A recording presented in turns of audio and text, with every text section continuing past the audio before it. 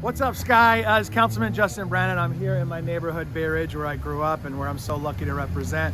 This is a very busy time for Bay Ridge because you got St. Joseph's Day, St. Patrick's Day, and then you go right into Ramadan in early April. So this morning, we're here up early to get some St. Joseph's pastry at one of my favorite bakeries. This is like my satellite office, Pani Antica, right here on the corner of 92nd and 3rd. We're gonna get some pastry and we're gonna go visit my mom because I haven't seen my mom in a while. You wanna come? Yes, please. All right, let's go. So you got Sfingy and Zeppeli. It's basically the same thing. It's fried dough. My mother will tell you the whole story. Well, anyways, he's always here. It's like his meeting session here. Every single person. We had like Chuck Norris here. Wait, not Chuck Norris. Chuck Schumer. Chuck Schumer. Chuck Norris. I haven't met with Chuck Norris yet. Chuck Schumer. Everybody. You should hear like angels and harps when you see this. You're like a local celebrity. Does everyone know who you are? Yeah, for better or for worse.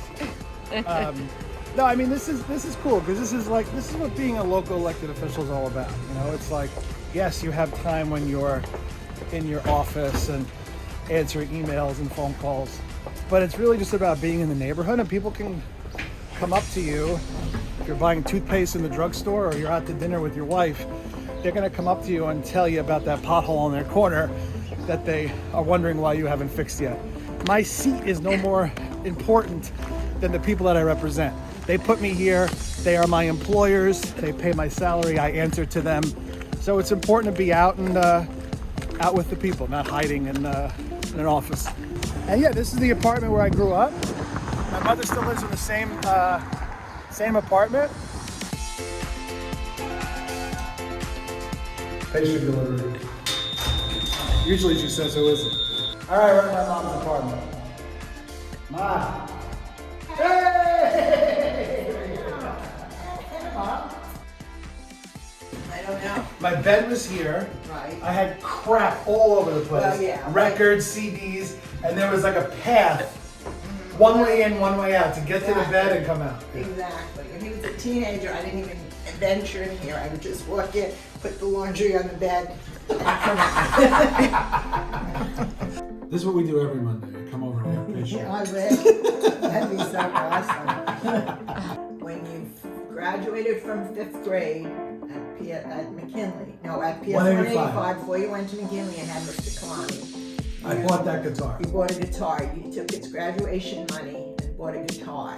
And he started just kind of, I would just strum. I didn't know what I was doing. Strum. I would just emulate what I was seeing. Yeah. I don't know I didn't know how to play chords. That's right. And he would just pick it up. Then he started at McKinley and he took guitar there. I learned a couple of chords. He learned a couple of chords, and then he just would play. And then from there, it morphed into, in 8th grade maybe, right? 8th grade, had a band, the Mess Puppies. And I still remember they played at some little club in the neighborhood, and he was so nervous that he was hyperventilating. His father actually gave him a paper bag to breathe into. Why? You were nervous.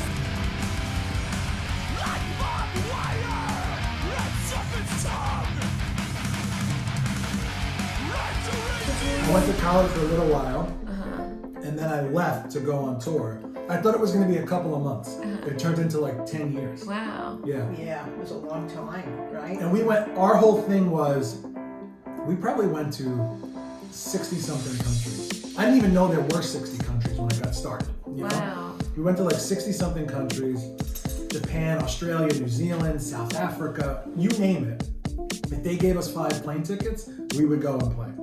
And people knew our music there. It was like an underground scene where no matter where you go, you can, 200, 300, 400, 1,000 kids would come out to see you play.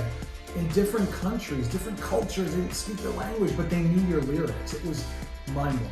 And we still play. I mean, because of COVID, we haven't played, but usually play once or twice a year for like charity or something. And then you take like the next week off because your back hurts. Here we are doing my favorite activity. Riding cars elected. Sometimes I either walk or drive around the district I'm always looking for stuff. So for instance, I'm checking right now. Oh, it's back up, good. So we had a really strong wind over the weekend and this stop sign fell down. So I I called DOT yesterday. I said I need that stop sign back up in time for school on Monday, and it's back up. So now I can take the rest of the day off. Now, when you call DOT, do you have a special number that you Bat dial? phone. I have the bat phone. Yeah. Yes, Commissioner. They know my style. They know that I don't take no for an answer. I'm very impatient. It's part of my charm. I'm like, look, I need this stop sign fixed. Get someone out here and put it back up. I don't want to hear it's going to take 6 weeks. We have to do an RFP. We got to have a meeting. Just put the. So that's what I do. That's my job. Okay. My hero is Fiorello LaGuardia, who famously said, "There's no Democrat or Republican way to pick up the garbage. Right. You just get it done." Right. Well, that's part of the purpose of this series, is to really showcase you for who you are instead of what you stand for.